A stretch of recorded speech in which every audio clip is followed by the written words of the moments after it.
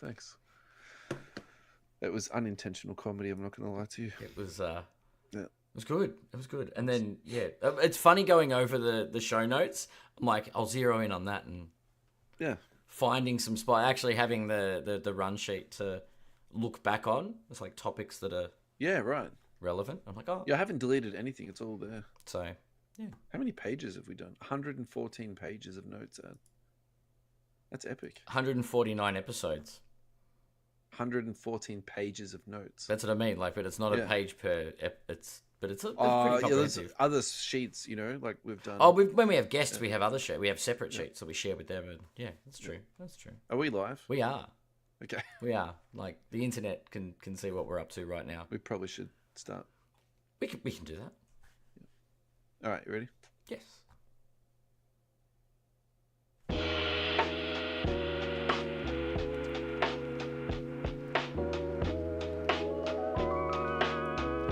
Welcome, everybody, to episode 149 of the You Can't Comp This NBA Trading Card Podcast. We are your hosts, Adam, Amy, and Russell Gibson. How you doing, Russell? Yeah, mate, I'm very, very, very good. A small part of me is a little bit sad that the NBA season's finished, but in saying that, we had some really big news this week in the NBA, so I was just kind of like, it's okay, like there's still NBA stuff happening. Yeah, I guess there's less to watch. I mean, we've got obviously a draft coming up and some WNBA to watch in the interim, and the Olympics are coming up soon.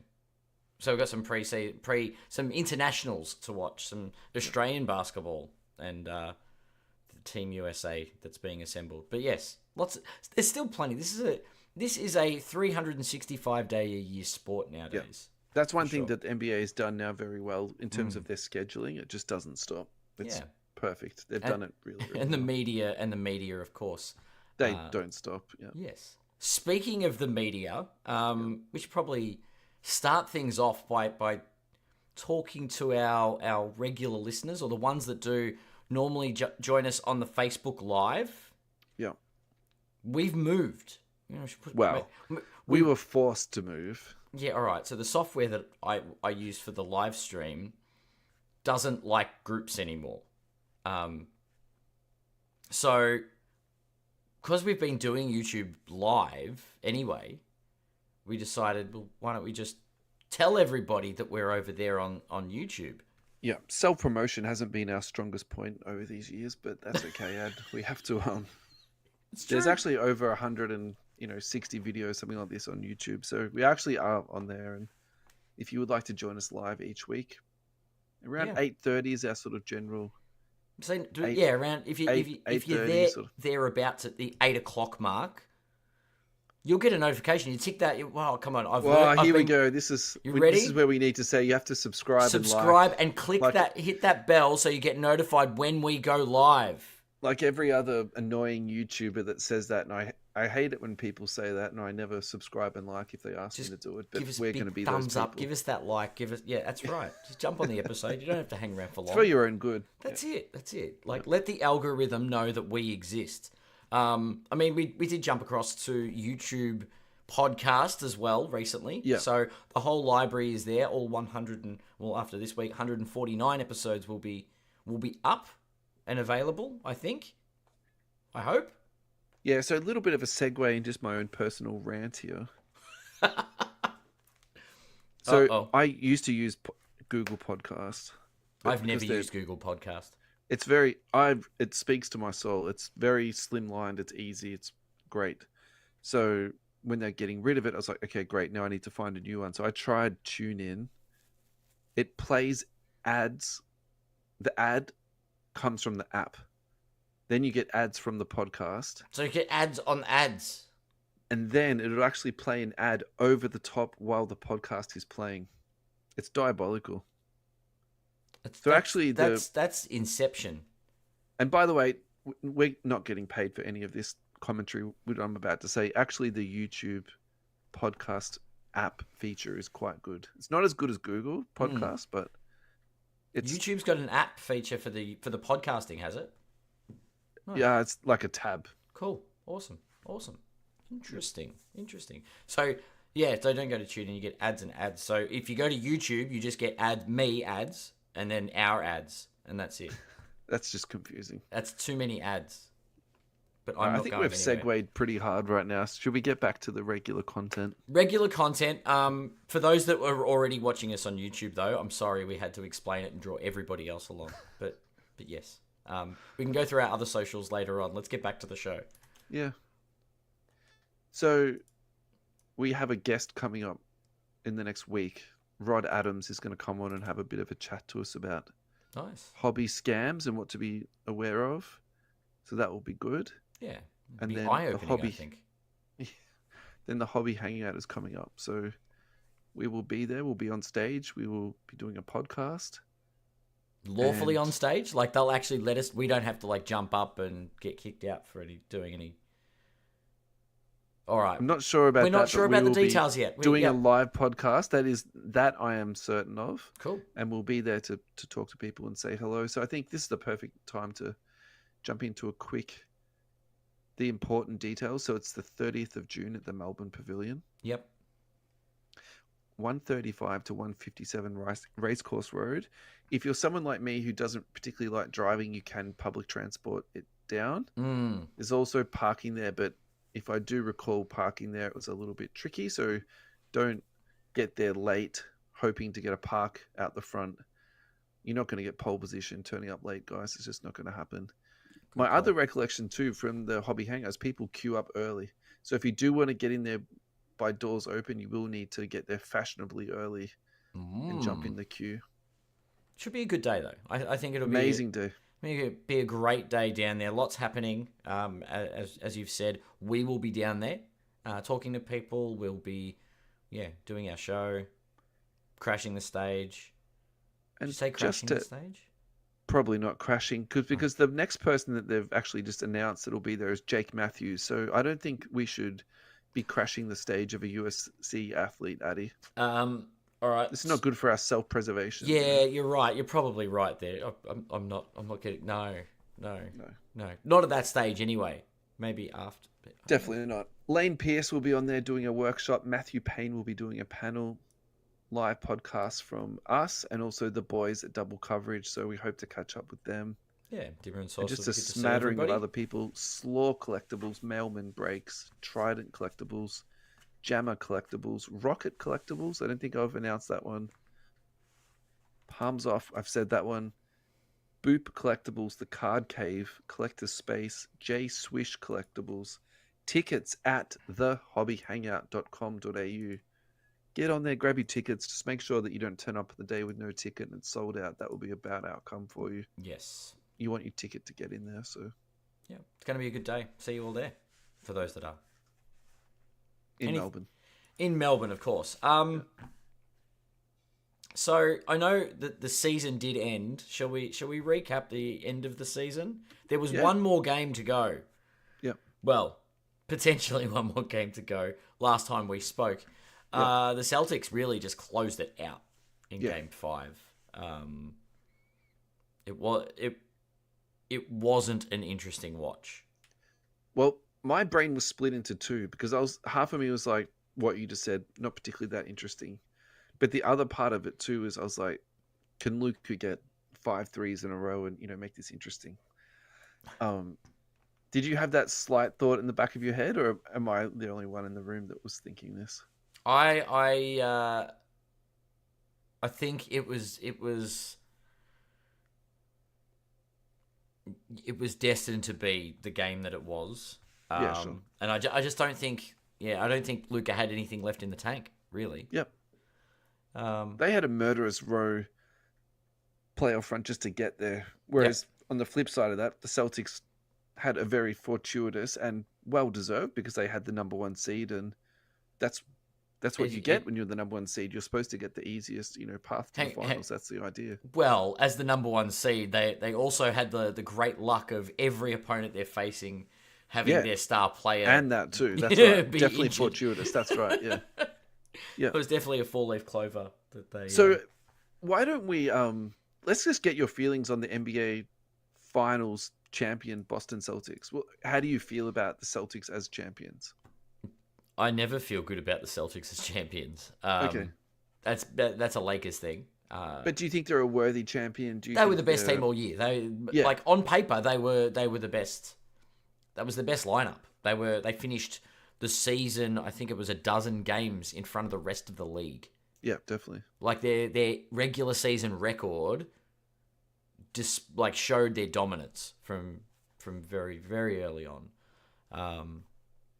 Yeah, they didn't take the foot off the gas all year, and they showed that when they got to the playoffs. It was like 16. Was it 16-2? Yeah.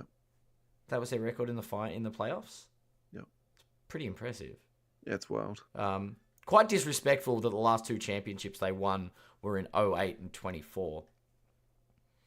There was a few people that called that out. That is some high level Kobe maths. Yep. Tatum's happy about that. So for me, as champions, I would like to give them respect because for me, there's nothing that they've done to not give them that love and respect. That's where I'm sort of at with that. Sure. And I think also too, I'm critical of people when they don't act in a high character way. So I think when people behave well and also become a champion, I think I want to give them their credit on that. Like, and if you think about Jason Tatum, have you ever heard a bad word about this guy in terms of speeding tickets or,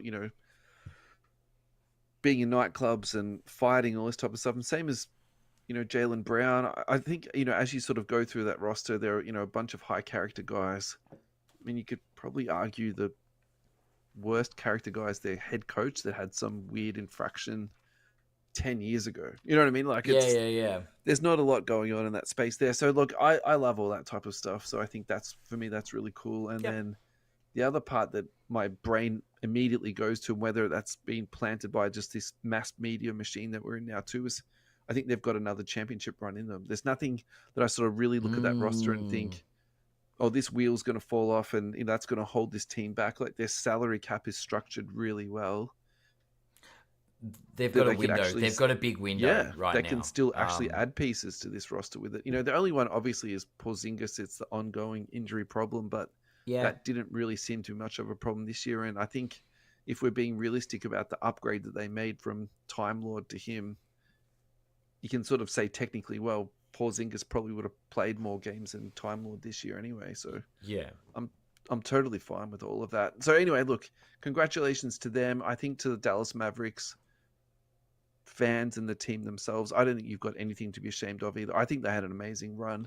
Yeah, and I think I tend to agree with that. Their mid-season acquisitions were just huge, and I think maybe the front office of the Mavericks should probably get a little bit more commendations, because I think there wasn't that many other teams that really made as prolific moves, maybe other than the Celtics, realistically. Going into this year, so Jaylen Brown got the MVP over Tatum. What are the narrative implications of this for you? So, for example, for me, what I'm meaning by this is that, do you think that it could possibly cause friction between Jaylen Brown and Jason Tatum, and actually that would be the thing that's going to make this team combust? Do you think that it's not a problem at all, and actually it's just another example of when Andre Iguodala won the Finals MVP, but Steph was absolutely the man of that team, and there's no question about that. And there was no doubt about that whatsoever, was there? But for some silly reason, Iguodala got it anyway. And look, I personally, that's where I put that MVP for Jaylen Brown into, because the numbers just weren't there. And I think that I actually have a really big problem sort of understanding why he actually did get the award over Tatum. And so I wanted to talk to you about that too. So I've really asked you two questions here, but where are you at with that? With Jaylen Brown getting Finals MVP, I'm okay with it. Like I felt like Brown stepped up, whereas Tatum found out what role he needed to play. Yep. And I don't have a problem with that. But yeah, I think Jason Tatum showed that he can adjust in a big game, but I don't think he stepped up and sort of grabbed the bull by the horns, so to speak. Yep. But he was a bit. They've been that from day one. They've been a team first group, and their number one and two are very interchangeable in the fact that because Brown got the Larry Bird Trophy, didn't he? The Eastern Finals MVP. Brown did. Yep. Yeah. So he's Yep. sort of already showing that he was on the radar of the media voting as Yep. being the most important player in that Boston unit. Yep. So So stats don't always tell the full story, but I think this is definitely worth saying. So Jason Tatum, 22 points, 7.8 rebounds, 7.2 assists, and 1 steal. This is finals numbers. mm-hmm. Jaylen Brown, 20.8 points. So Tatum outscored him. Jaylen Brown, 5.4 rebounds. So again, Tatum out-rebounded him. Mm-hmm. Jaylen Brown, 5 assists. Again, Tatum out-assisted him. Jaylen Brown, 1.6 steals. He beat Tatum in steals. Like, to me, that's a really interesting stats summary. So I think impact wise, where the scoring run happens, you'll see that Brown's points came at more pivotal times. Sure. That's my understanding in games. I think it was game 2 was the real. It was neck and neck, and then Brown decided to put the foot down, kind of thing. Yeah. He's the one that sort of lit things up and took over the game, and I think that's where the judges made their mind up. Yeah. And I think their minds were made up by the end of game 3. Yeah. Game 4 and 5 may not have impacted that at all. I entirely agree with that, to be honest. Yeah. Yeah. I did actually see a wonder if joke meme about Scott Foster getting Pre-fielded. votes for Finals MVP when the Mavericks took game 4. But yeah. So let's turn this into a card conversation because, let's be honest, that's what we're all here for. Yes. As we stand today, Luka Doncic last sold for 1,048. Now, in the last 3 months, he's actually down nearly 10%. Sheesh. Jason Tatum, current price 860. He's up 13%. And Jaylen Brown is currently trading at 367. These are all USD prices. Mm-hmm. And he is up 65%. And actually, if it had been from, say, 3 sales before, he might have even been up 70 or 75%. So, Wow. which of these do you think is the better purchase, Ed? I'd be remiss if I didn't say Jaylen Brown. Yeah, okay. But the question on my...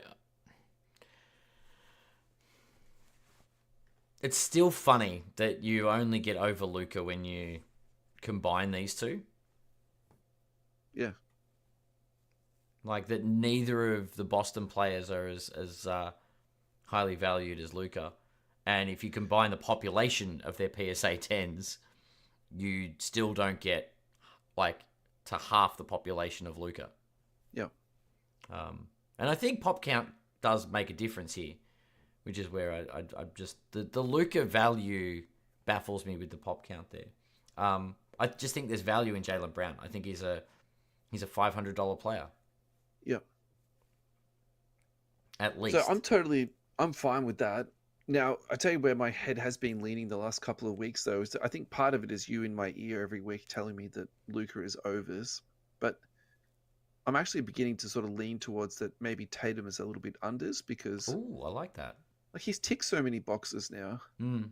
Population is much, much healthier on this than the Luka. There's 3 times less Tatums than Lukas. Yep. The price is there. He's a young guy, so that's another statistic that came up this week.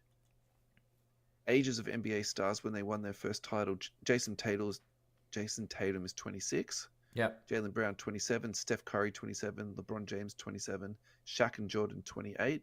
Kevin Durant 28. Dirk Nowitzki 31. Probably not the best example, but here it is. 2 others that weren't included in this graphic. I looked these up. Kobe Bryant was 21. I checked that twice. Yep. It was like his, third year with Shaq? Fourth year? Yep. Fourth year with Shaq? Yeah, third year, yep.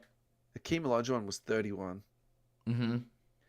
but he was also in an era where there was a very dominant man named Michael Jordan running around, so that Oh, probably then messed him up a little bit. he waited and Hakeem got his when Jordan retired, didn't he? Yeah, I'm fine with that. It doesn't even make me mad when people No, say that. Like it no, no, was, no. But I was just like, yeah, if that guy Jordan hadn't retired, man, he wasn't retired. Okay, he was on a suspension for a gambling debt. That's not Hakeem's fault. All right. Anyway, so I put this post up a couple of times. Once on Sports Cards Nonsense. So again, admin of Sports Cards Nonsense and the boys at Sports Cards Nonsense keep up the great work. There's 110 comments here. We're not reading through them all, but to summarize a few of the key points, there are some very passionate people about this on both sides. But one thing that keeps coming up through this thread is that the potential for Luca and what he's already done and where he's going to. That is something that hobbyists have really subscribed into this theory. So mm, I think that helps explain a lot about the value, obviously, there, but also the population counts. That's not something that people are particularly fussed about. yeah. One really interesting one came up. This is from, excuse me, Brian Billu. I'm sorry if I mispronounced your name. Jaylen Brown is the most affordable and I feel has the most upside. All of these players are future Hall of Famers, in Brian's opinion. And that's something I hadn't really thought about with Jaylen Brown, that he'll be a Hall of Famer. But if you think about some of the guys that get there who've maybe done less, it's not the most outrageous thing to say, considering that he is NBA still a young champion, guy. NBA Yeah, Finals MVP. that's right. And still got a chance to run it back for, 2 or 3 more years. I'm totally down with this. Yeah, yeah. Yeah. Well, A few he's got people. more Finals MVPs than the other two on that comparison. Shots Yes. fired already. Yes. Yes, he does. This is going to give you unlimited ammunition. Remember who got the finals MVP? Yeah. How's Luca doing? Still got same amount of Finals MVPs as Jason Tatum, and Jason Tatum's an NBA champion. Anyway, Now there was a couple of responses that said all of these three guys are good to buy. I'm down with that too, actually. yeah, It's not the worst three players to be, choosing through. A few people were pulling me up on my grammar, the way that I worded the post. So guys, thank you so much. I always love when people thanks for caring. edits and Yeah. correct my grammar. Now, back at home, Andrew Suter Hewitt. I would love to see a chart of how strong and popular the hobby was through these years. A lot of people got back into the hobby 1890s who always value Luca. Don't get me wrong, Luca is a great player, besides always sooking to the refs, but I feel a lot of people are too invested paying the price of future GOAT. Tatum and Brown would be where I would put my investment money. And look, that's an interesting point, isn't it? That it's almost like your own recency bias. Like if you grew up in the age of Kobe Bryant, that was Mm-hmm. your GOAT. If you grew up in the age of Steph Curry, that was your man. For me, Yeah. I grew up in the era of Hakeem Olajuwon. That was Yeah. my man. Yeah. Yeah, Yeah. yeah. And did you want to read Anthony Mills? Yes, Anthony Milne said, "I'd still invest in Luca. Tatum winning the title over, still overshadowed by Brown MVP, and Luca being the Lone Ranger in Dallas, and that hype still burning. There's always going to be the hype investment on Luca being only 24. He's actually turned Yeah. 25 now, so Okay. but yes, I don't know. I still the pop So count for me. the narrative here is easy though when you think about it. Tatum had to go through all these playoff battles and failures. Mm-hmm. Last year, makes it to the finals. Yep. So for me that's easy to to play that out basically. Yeah.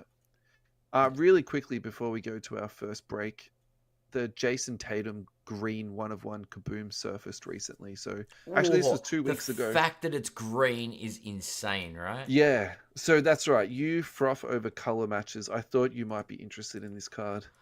Love a good color match. The green 1 of 1, I'm not too sure about. I'm still going to stick by this. I think black or platinum or something. I think green is tricky, but for green for Celtics and green for Yeah. That's maybe the Hornets or something like this, that you could maybe sort of push that into a color match. Maybe the Timberwolves, that sort of fluoro green. Oh you could yeah, true. maybe True, pair true. that out. But yeah, I am with you on this one. I don't think this card should be sent to grading though. I think East West there's still a bit of centering problems on this. It should just be. Shouldn't it just be authenticated? It's a 1 of 1. Center, like, really? I reckon they were intentionally trimmed that. They were intentionally framed that way because of the explosion. It's been put off center. I'm gonna no comment that one, mate. Yep. Anyway, congratulations to the hitter. Yeah, that's an old timer. Like, can you imagine having that in hand? That is a sexy card. I would be quite concerned about holding that thing out. And he's got the black jersey on, so the green really pops. Yeah, they've nailed it. Panini does some good stuff. It's not all doom and gloom when it comes to Panini, but actually, this is probably the best Panini example, isn't it? The kaboom. They've actually nailed the card itself, but then it's off-centered. Like, is that the best summary for it's like, Panini this is the era? best looking card, and it's Panini, so it's off. Yeah. Off-centered, Yeah, of course. Sums All it right, up. let's go to a break, and we'll be right back.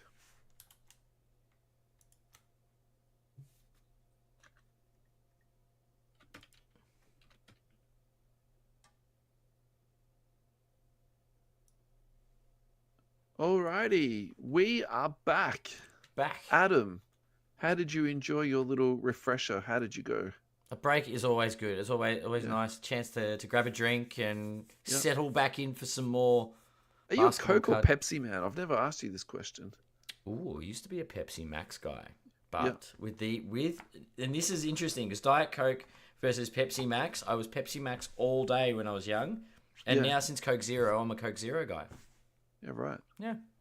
But I don't have a lot. I don't really go. I'm more of a coffee drinker than a carbonated. I do carbonated. I'm a Coke Zero guy. Hey, do you subscribe to the chemicals in the Coke Zero is worse than the sugar? Oh, Diet Coke I used to. Are you worried about the chemicals? Nah. Yeah. No, Me too. I'm like, there's nothing. I don't know if I'm actually giving myself cancer drinking Coke Zero, but anyway. We all use mobile phones, aren't we? Yeah. Yeah, that's supposed. Isn't that supposed to do it? Oh wait, there's something else. Yeah, I don't know. You could probably rattle off a number of things that are worse than the chemicals in Coke. Yeah. Probably. Now, Central Coast Radio. We are on Central Coast Radio 3 times a week. Wow. Tuesdays at 11 p.m. Melbourne time. Thursdays 10 a.m. Melbourne time. Saturday night 3 a.m. If you are up raging and you need to listen to some tunes and some sports card I am so gonna get drunk one of these days, and it's gonna be like 2 a.m. I'm like, stay up for another hour. We're on the radio. Yeah. CentralCoastRadio.com is where you will hear us on the radio. So we talk sports, we talk cards, we play music. It really ticks a lot of boxes for my life. So yeah, thank you for Central Coast Radio for picking us up and giving us the support. We're very, very grateful. Our next agenda item is Joshua Giddey being traded to the Chicago Bulls for Alex Caruso. It was a straight up trade. No draft assets were exchanged in this deal. There are a couple of memes that went around pretty quickly, actually. So a lot of chatter was created by this trade. A lot of chatter. And I feel like there's basically 3 main opinions about this. This is my view on it, is that it's a win-win trade. Both teams are going to benefit from this trade. The Bulls have won because they're picking up a younger asset. Yes. And this is where I'm lying. You don't trade old for young, and you don't trade big for small.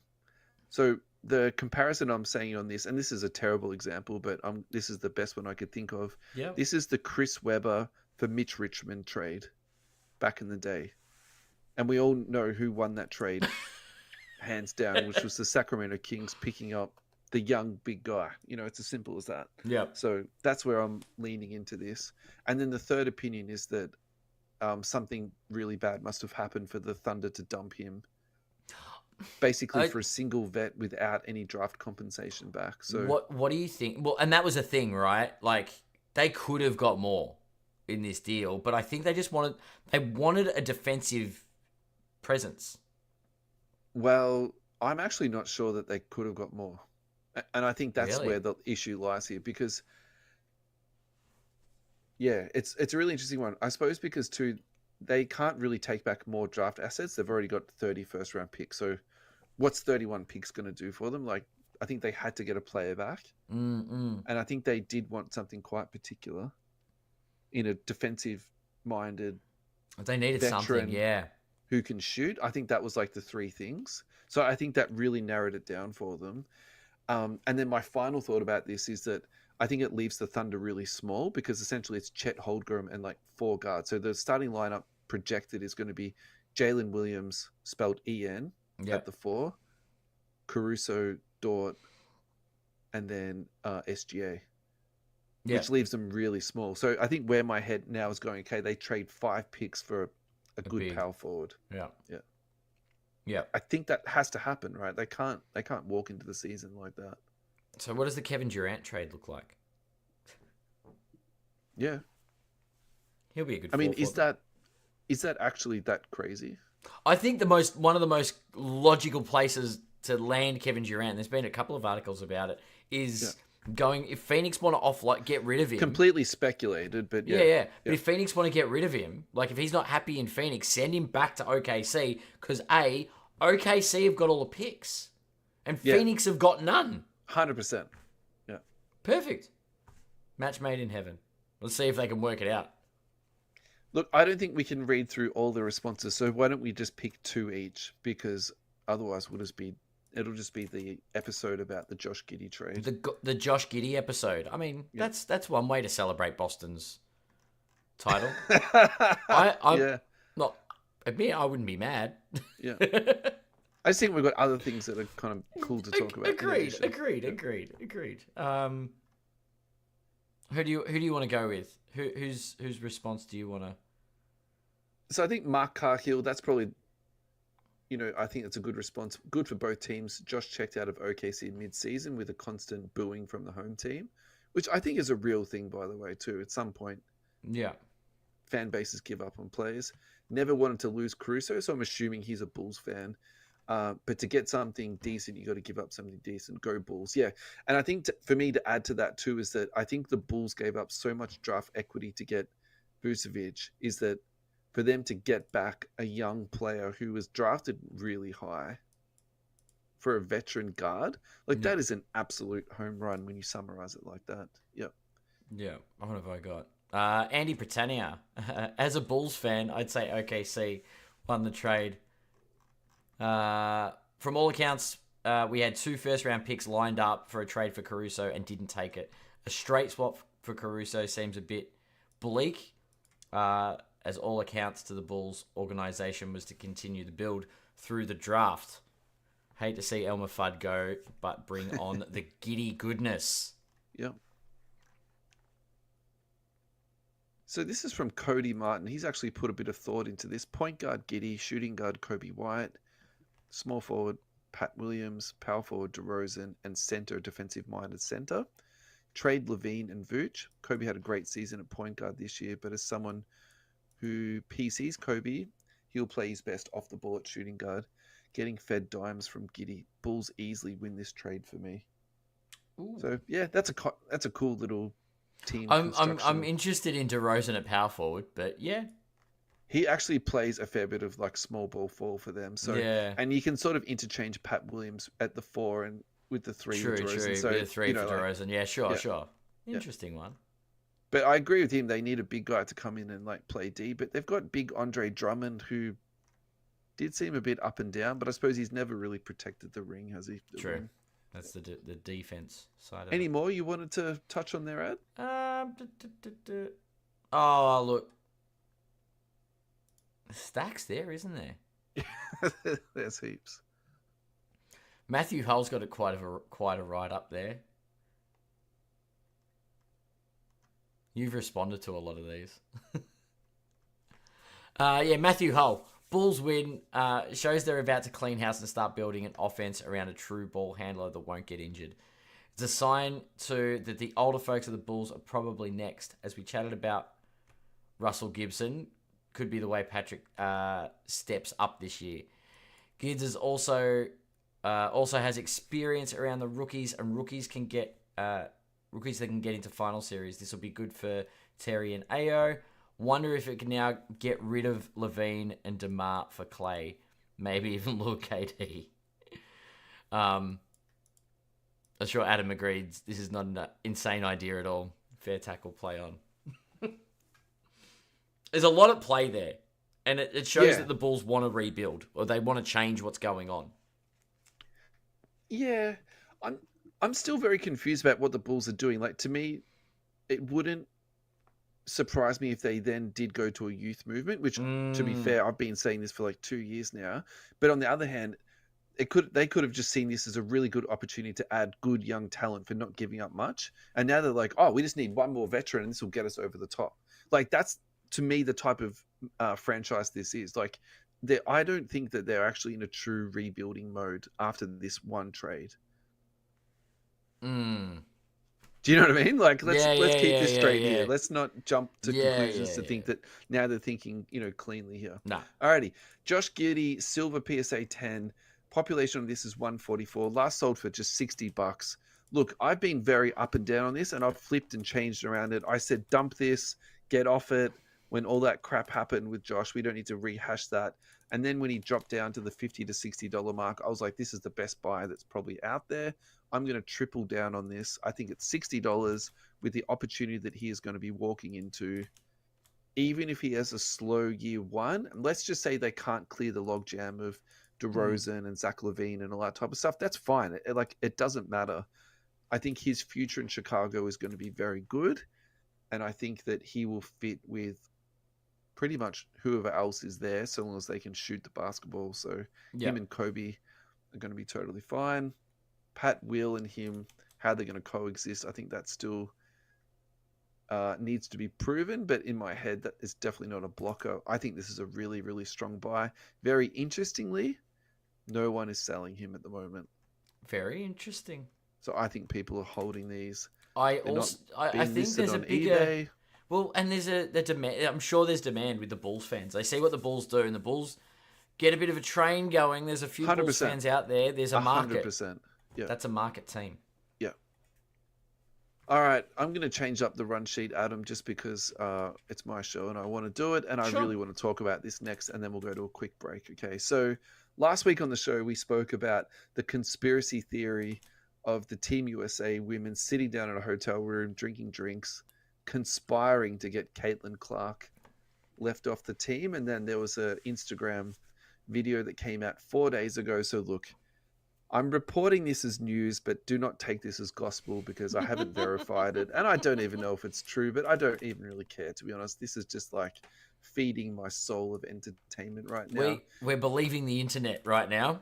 I believe Instagram, yeah. So this is from @RyanTelfer Show. I'll just spell it. It's just easier. RyanTelferShow. And he's basically reporting that 11 companies have now dropped off the women's Team USA sponsorship schedule because Caitlin Clark is not there. These companies are arguing Caitlin Clark brings a lot of bums on seats, brings a lot of eyeballs on TVs, but Caitlin Clark's not going to be there. So less people are going to be there, less people are going to watch, so on and so forth. We don't want to give you our money as a consequence of this. So I think this is a super, super cool narrative, and I think this is something that we have to now keep a watch on. And we need to be looking for the small stories that come out that are sort of start to allude, oh, maybe should be an injury replacement. Yeah. Oh, someone just got hurt. Now she's part of the training squad. Oh, hang on a minute. She's done really, really well in the training squad. Maybe we should make her the 12th man. Something like this. Maybe she still doesn't get, into the regular rotation. That's fine. But all the fans are chanting her name each game. They want to see Caitlin Clark. With a minute left of the quarter or the fourth quarter, Caitlin Clark gets out there and everyone goes wild and the sponsors are happy. Yep. All right, everyone's happy. Olympics, give it to me. Give me your top 3 fake news stories that get Caitlin Clark, like injuries, food poisoning scare. What are we... What's getting Caitlin Clark into the Olympic squad?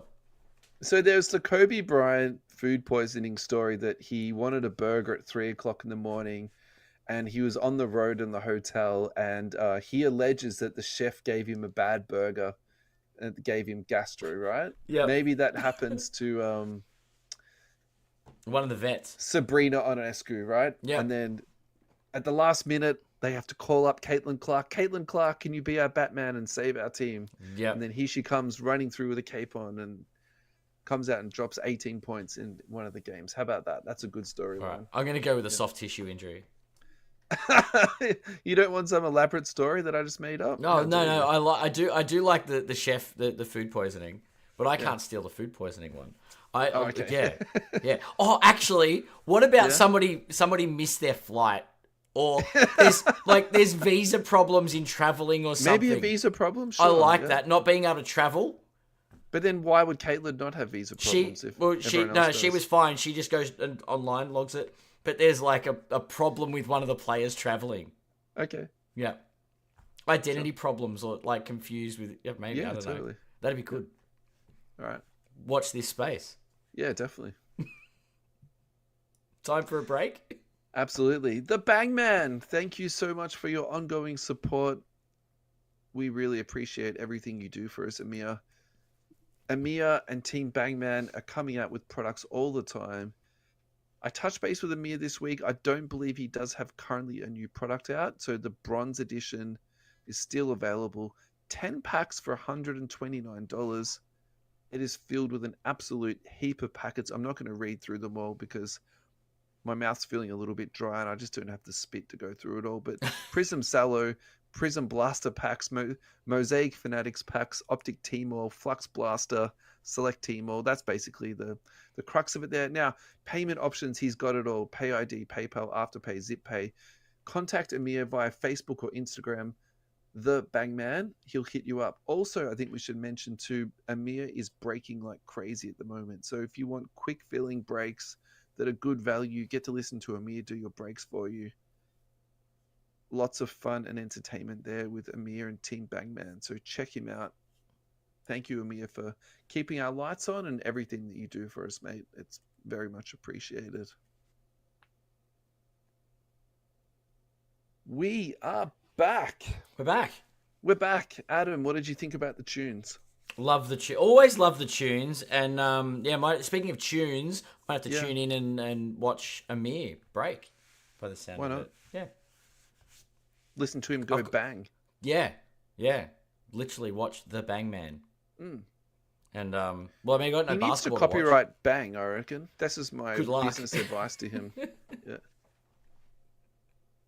Alrighty. Next up on the run sheet. Let's start with a little bit of a short. This is not going to take us long to get through. All NBA forward Pascal Siakam intends to sign a 4-year, $189.5 million contract. I mean, if you're offered this much money, why would you not sign for that amount of money? Why not? And I think it was a good move to get him to Indiana, sign him on for more money. Let's do it. So there's a lot of talk around this contract in that when he was traded to them in the first place, it was almost a bit of a wink that this is if I'm happening. traded here, Yeah. you're also going to extend me. And there was some speculation at the time he was traded that he was going to go maybe to Sacramento. Oh, wow. Maybe to New York. New York was like very, very, very briefly mentioned. And my sort of theory around this is that the Kings didn't want to pay him $189.5 million. And that was one of the Fair. top 1, 2, and 3 reasons why he wasn't traded to there. So Indiana's strategy has been to sign and trade for veterans because getting free agents there is just something that they just cannot do into Indiana. So, I really like, I like this so much about like the team building aspect in the NBA and just like the psychology around that. Okay, so we're Indiana. No one wants to come and sign with us, the free agent. That's fine. We'll sign and trade dudes. We'll get Pascal Siakam. We'll get Tyrese Halliburton. No problems at all. Yeah. It's super cool. Yeah. Speaking of Sacramento, looks like Malik Monk re-signed in Sacramento. Did you think that was an overpay, underpay, or just right? I think that was probably just right. It was probably just right for Malik Monk. And he's really found himself in Sacramento. As sad as that makes me after he left Los Angeles. But yeah, I liked him. Hey, mate, I think we actually left out a really important detail here. So, with the new media agreement that's coming to play basically this year and the year after, Mm. what we used to think about the max contract of sort of the 30 to $35 million mark is now going to be $50 million. So, Okay. yeah. So if you're getting Malik Monk for 20 a year, that's sort of like 40% of the max. You're like, actually, like that's pretty good. When you think, So yeah, yeah. so Pascal Siakam for less than $50 million a year, kind of like, okay, that's maybe we wanted to get him for a little bit less, but we had to pay him a bit more because we're in Indiana. Fair, No one fair. wants to come Yeah, and live in Hicktown, but here we are. that's true. Yeah. 189 million reasons to stay. But yeah, so Brandon Ingram is seeking $50 million a year from the Pelicans, which makes me think that there's going to be another sign and trade on the cards very soon. I don't think you can fit Mm. Zion and Ingram on the roster when you're paying Who those do you, two guys that much money. Who would you keep? I think you have to bet on Zion. I think we Yeah, know who. the Pelicans are all in on Zion. Yeah, unfortunately, I think I think Ingram's the better player. Like, I better think getting Ingram on is the a court. very good player, but I also think we know who he is. And I think at this point, if he was going to win a championship, he was going to win a scoring title, he was going to be all NBA.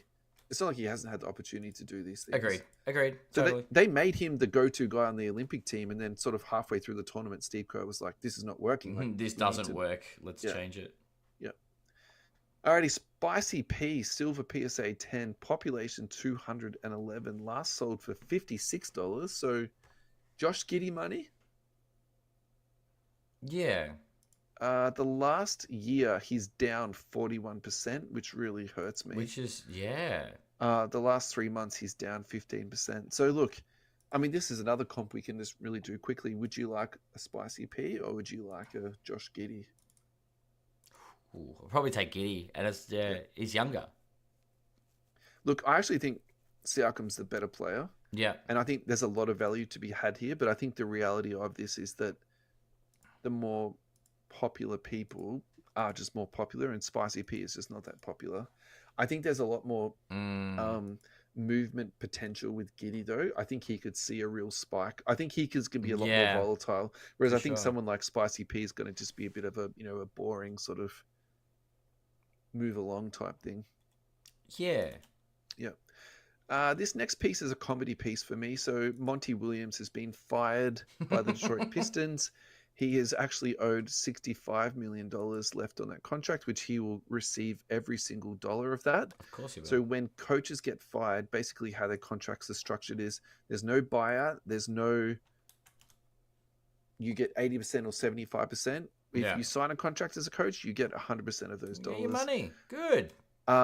Also, comedy wise for this is that he is also still being paid by the Phoenix Suns. He was owed $20 million from them. So basically, two teams have said to this gentleman, "We will pay you $85 million to not coach our team," which I think I feel like that's something that would hurt my feelings, Adam. I'm not going to lie to you. I don't know. I reckon I could pay for enough therapy for it not to hurt my feelings anymore. And you probably If still I had have about 85 million, yeah, 84 $75 million million left. left over, or Yeah. $84 million, right? Yeah. $1 million of therapy, I think I'll be fine with the other Yeah, 84. we're fine. Yeah. Yeah, I don't know. When they said, "Have you ever seen someone get paid so much to do so little?" The only He is the winner. Well, actually, no. I did put a photo of Ben Simmons up. I don't know about that, man. I think $85 million to go away is Yeah, it's true. that's next level. It's pretty true. So, okay, all jokes aside, I've had my fun here with Monty. Look, I actually think he's a really He's a good good coach. character guy. I think he's an okay coach. I think with the right assistants directing the offense, he's a fine NBA coach, right? Hmm. And I think that the reason why the Pistons hired him is because he's like a high quality, good character guy who's going to lead this young team Hmm. to a better outcome in 4 years' time. Not this year. I think this is the part where I think he's been done pretty dirty.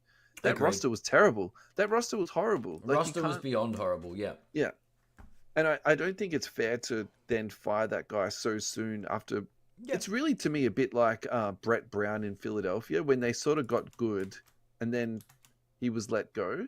Like that, I found that quite difficult to sort of, To swallow. yeah, to sort of pass in my head. I process was it. like, well, Yeah, hang on yeah, a for second. sure. Like, you hired this guy because he was a good coach. He's done all the hard yards. Let him have the success. And I sort of feel a little bit the same with Monty, but at the same time, he's also getting paid at 85 million. So we don't need to feel sorry for Monty, do we? No, no. No. I think he'll be all right. Yeah. Yep. Even if he has to spend $2 million on therapy, I think he'll be all right. That's all right. He will get there. He'll be fine. Alrighty. So last week I put into the run sheet a Pippin 1 of 1 that we didn't actually get to talk about. And in the meantime, it's actually sold. So why don't we go to last week's post and we'll talk about the card, how it's been broken down. If you would like to see more about this, one of my favorite Instagram people, whose name is absolutely eluding me now, but here it is, at The Real Guy, he actually also broke down this card this week. And he basically explained about all the different variations of this card and why this one is so rare, but I'll break it down in 2 seconds because that's my style. This card's a 1 of 1. The other importance of this card is that it's basically one of the first 1 of 1s that was put out into circulation. So, Huh. when they're sort of doing new ideas, trying new things, this was one of the things that stuck. This is basically one of the things that, really drove collectors crazy. So, Yeah. another example out of this set that also is 1 of 1 was the Dennis Rodman. That sold for $81,000. Now, knowing what we know now, so we're moving 1 week into the future. So it's really interesting to me that the Rodman sold for $81,000 and the Pippen just sold for $31,000. When did the Rodman sell though? Like if that was in 2022, that's an $8,000 card selling. You know what I mean? Selling for $80K. I'm talking about the COVID spike. Yeah. So the COVID crazy could be part of it. Just hear me out for a second here. So let's just use the Josh Giddey, Pascal Siakam thing. Let's just call Scottie Pippen, Pascal Siakam for this thing, the better player, but just not that popular. And Rodman has that real, Rodman's got an appeal flamboyant. People love his autographs. They love chasing his cards even today, and people true. really relate and worship that guy. And look, maybe you're more right about this as the time of the sale is time really of the sale. important. I mean, I'm obviously a Pippen fan, so like I don't see the logic about the sale. Like, yeah. Look, I think this is a nice card, and I think that it's collectible, but this doesn't make me froth. So, for example, there'd be a Kobe in this set as well because 98. I actually haven't read through the checklist, but there's a very good chance that he should be in the checklist, and there's a very good chance that he is in it. But like another comp to this is the 1 of 1 Tatum we just spoke about. Like, would you rather have this Pippen 1 of 1 or the green Kaboom? Yep, good point. Good point. Probably. No disrespect to Scotty, like I love Scotty and everything he did, but that green Kaboom is much more aesthetically pleasing than this bad boy. I tend to agree. Yep. I tend to agree. That 1 of 1, the green color match. I'm green with envy for the color match of the Celtics of how good the color match is. But yeah, like I get what you mean. As far as 1 of 1s go, it's not setting the world on fire. Yeah. But still very important to the hobby. So that, of course, yeah. Yep. This next story is from our friend at Eric Whiteback, who is not actually Eric Whiteback, who sold his account, but formerly known as Eric Whiteback, now known as the artist known as So actually, the new dude put his face up on the account this week, so it's no secret that he's taken over it. That's it'd be funny if his name was actually Eric. Sold it to someone named Eric. That he was christened Eric, or he changed his name to Eric. Imagine you go to the birth certificate, like the registry, and say, "I'd like to change my name to Eric. Why? Because I bought a Twitter account at Eric White." Yeah, thank you very much. Put an @ before that. Yeah. Big news. Yeah, so I'm very much on the fence about this. I thought we would talk about it because of who is being featured in the card. It's a Michael Jordan Jumpman PMG that they're going to make out of the Skybox Metal universe. This is going to be an unlicensed product, and this is where I'm a little bit hung up. On the flip side, this is also really clever because the Jumpman uniform itself wasn't in an NBA uniform. It was in a Nike red and black uniform. So this is kind of a very clever place to put this insanely iconic picture onto a card set that they're also going to do as red number to 100, and the green number to 10 PMG. So look, I Wow. think these are going to be very heavy collected. And Yes. I don't think we need to sort of say that, too much more. I But think it's pretty obvious these are going to be sought after, for yeah, sure. is that a good thing? Is it a bad thing? Where do you sit with this card? Are you going to be buying some Skybox to try and, Just to try and get Jordan this card, PMG? Yeah. buy a box and see how you go. Is that what you're Yeah, saying? yeah, I would. I'd be interested. Depends if the price of the boxes are driven crazy up because of this product in there. Maybe I'd think a bit differently, but Well, generally the unlicensed is 40%, 50% of what you're paying for fully licensed. So yeah. yeah. Anyway. All right. Look, I'm very much undecided about this. I think that they've done a really good job creating a chase card that people will want to buy, and just the fact that you were even contemplating buying a box, I think they've done their job. They That's have. what they're I'm supposed a to do. sucker for this stuff. I am. If I am a if sucker it's for it. good, yeah, that's totally fine. I'm totally fine with this. So, Yeah. hey, actually, just a really quick segue on this, and then we'll go to a quick break. The man who took the original photo of Jordan in this Jumpman position sued Nike unsuccessfully because they took his original Jumpman photos that he sold to Nike, by the way, Well, that's dumb. reshot the photos in a more aesthetic, and like, for example, this photo was shot Yeah. by the second Nike photographer, but he said, no, that's actually my, my my proprietary work. This is my original He idea that sold you've now, it. yeah. So he's never won. No, I imagine he wouldn't, Yep. idiot. Yep. Well, you Anyway, never know, right? small Never. piece of Yeah. useless information for you. Oh, it's interesting. All right, time for a break, and we'll be back. Right.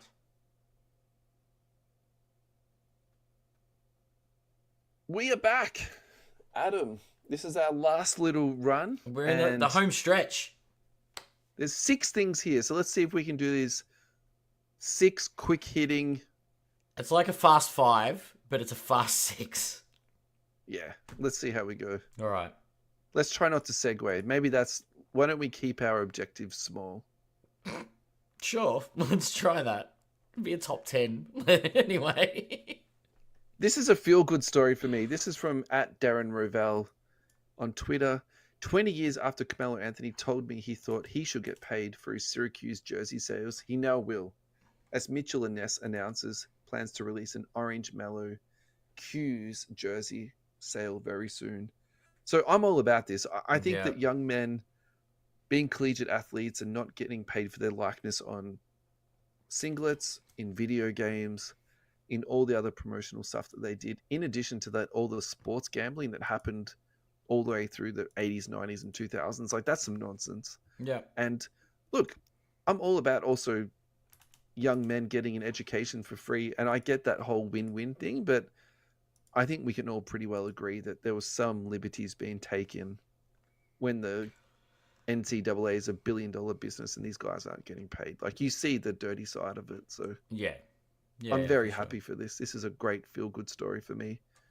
The real question is, Adam, would you buy a throwback Carmelo, or is there another throwback jersey that comes to mind that you'd be interested in picking up? University, probably not. Yeah, like any college jersey that is there like an old college player like back in the day that you like quite used to enjoy?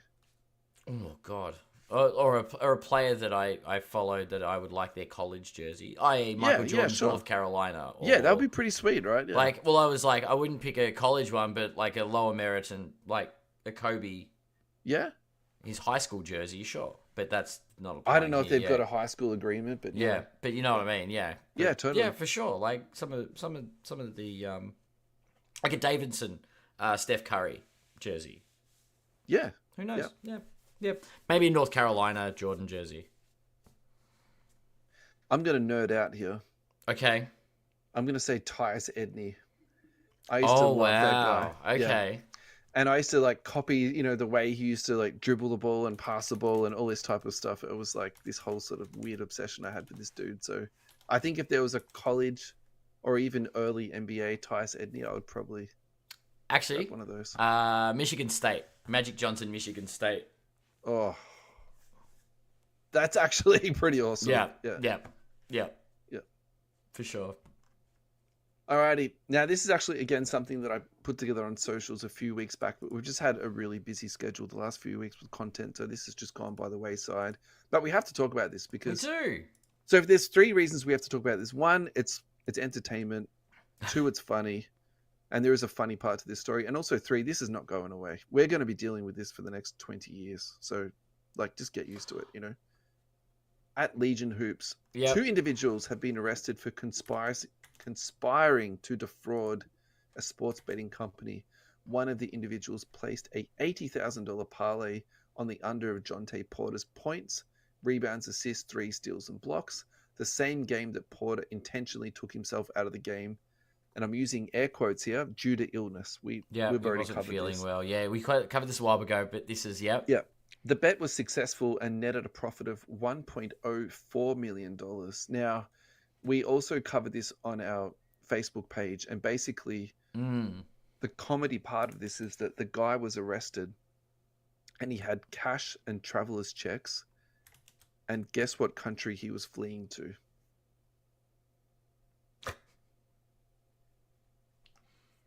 Traveling This is to not a joke. or fleeing to.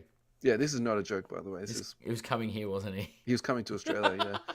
So the joke is like he was going to hook up with the card porn scammer who's also hiding out in Carlton, Melbourne, Australia. Yeah, that's it. We've become. Hey, do you reckon card porn's going to come to the Hobby Hangout? Oh my god! Can you imagine there'd be just unbelievable trades everywhere? That's right. Ultra rare 1984 sealed Fleer is for sale at a bargain price, everyone. Oh god. Snap it up at the Hobby Hangout. That could be our question for when we go to the Hobby Hangout asking the vendors, have you seen card porn today? Have you seen Juan? Juan. He's on the loose. Has he got any of his associates here? Juan and Jonte Porter's handler, are they in the house? In the house. Comes in 3s. Who's the next one? Alrighty, I've had my fun. All right. Next. Panini's future. So you said you'd had your fun. No, actually, I haven't. Panini have made a huge acquisition. They have signed the PFL MMA League to their card collecting roster.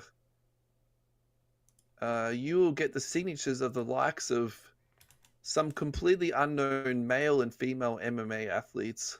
Awesome. Get on it.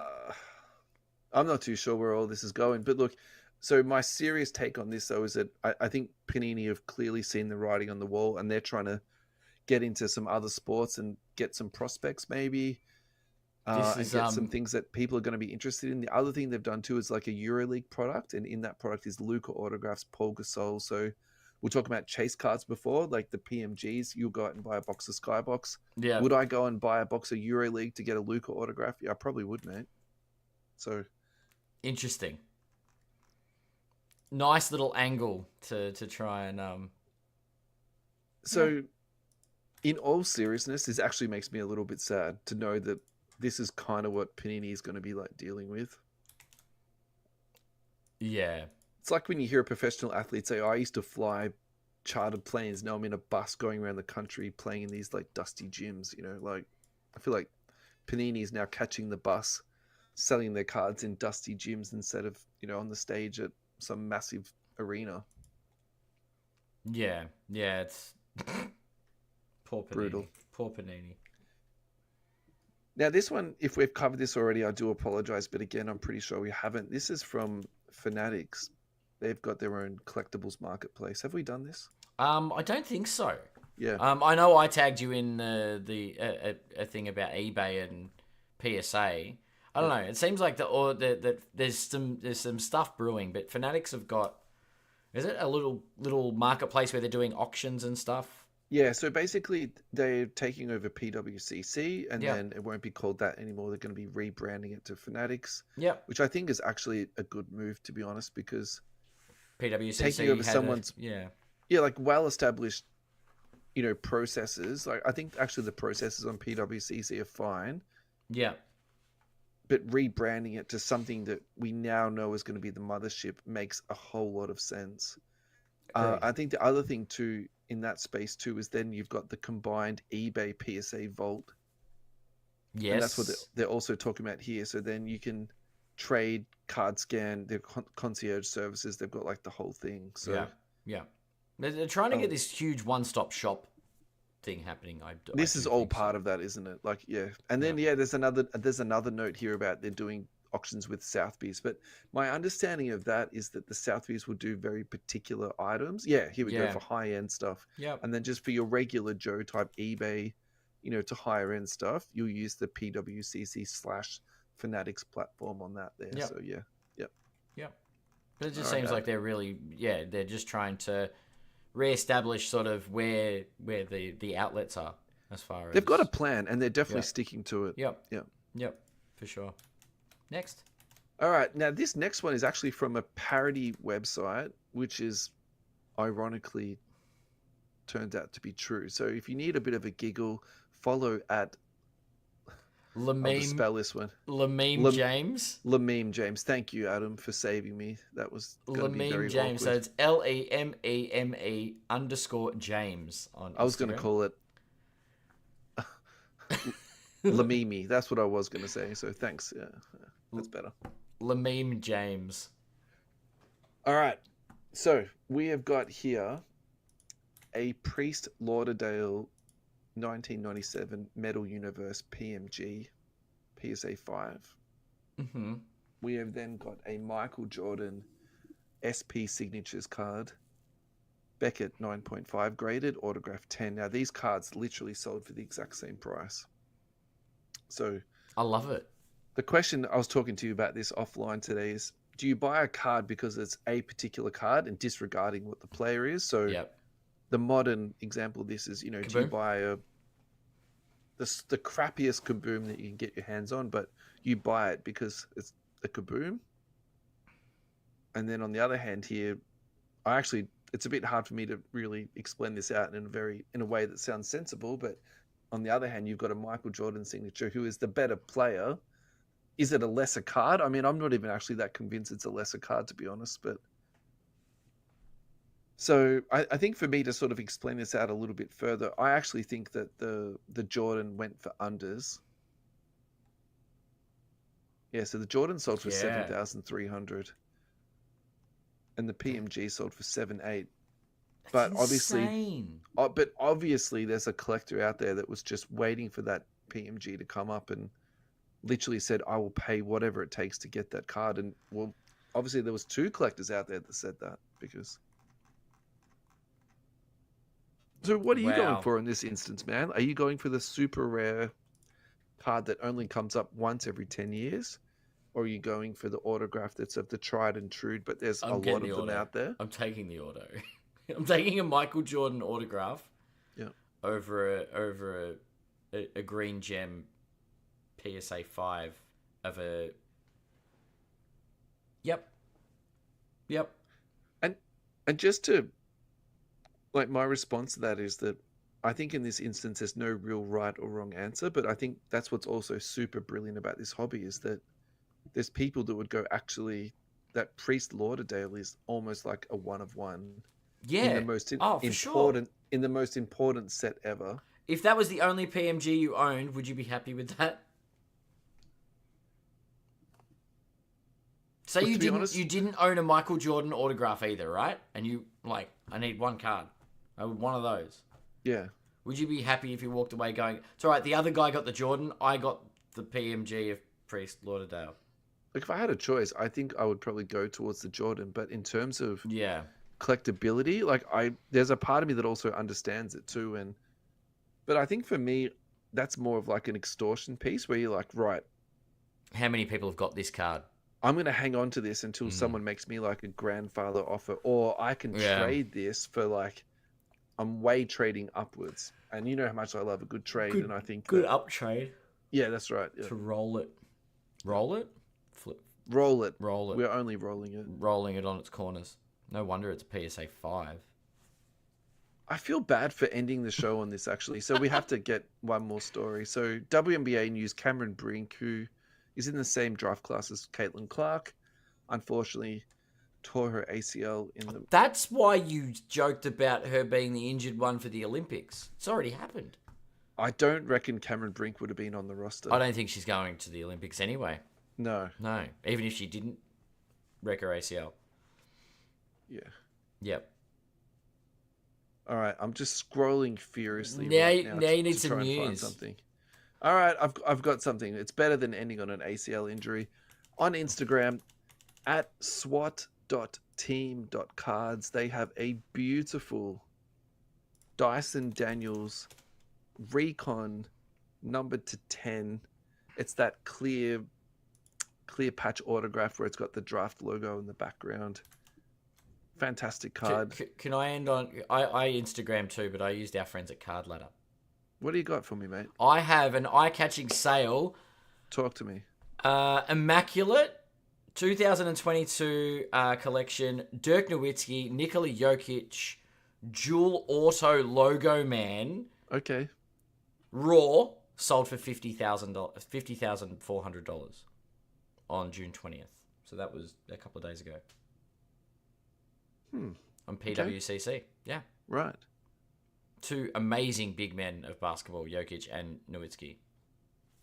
So that really makes me think that Jordan went for unders. Which Jordan?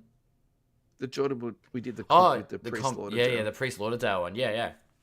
But these are logo. This is a logo man 1 of 1. This is not a Jordan. Like a Jordan 1 of 1 is $1 million card. Still, just seems to me like to get a Jordan 9.5 for less than 8,000 US. That seems like a pretty nice little deal.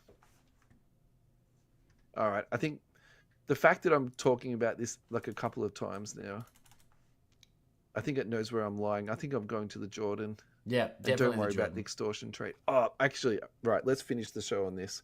You'll appreciate this. Bill Simmons suggested that the Celtics should use their first round pick to draft Bronny James, and then use the draft equity of Bronny to do like an extortion trade with the Lakers and say, "Hey, you want Bronny James? You need to give us like a good veteran for him back, and then we'll give you Bronny." That's such a Boston thing to do. How funny is that, though? No, it's not funny at all. Actually, that's a little bit funny. Can I be honest with you? I think 20 teams in the league should be doing this. Trying to extort. Yeah, it's stupid not to. Draft him. If he's available at 20, fine. I'll take him at 20. Now, you give me something good for him. And now he's got JJ Redick to, basically be his puppet. we didn't even talk about JJ. I did. Yeah. I left it out of the sheet on purpose, mate. Just basically. Oh, good. I've had enough people questioning me what I think about it, so... I'm not even going to ask you. I don't care. No, neither do I. I don't need to. What do we need to talk about? I'm surprised they didn't announce it on JJ and LeBron's podcast. And I'm surprised he didn't do a TV show for it make an announcement. The announcement, the decision. Yeah. Oh goodness! All right, there we go. We got through like 8 topics then. Beautiful. Thanks everyone for listening. Thanks for sticking in for the staying along for the ride. There we go. That's right. Got it all out. And we've got the hobby hangout in a week. Hopefully see a bunch of you that are down in Melbourne at that. Yep. And we'll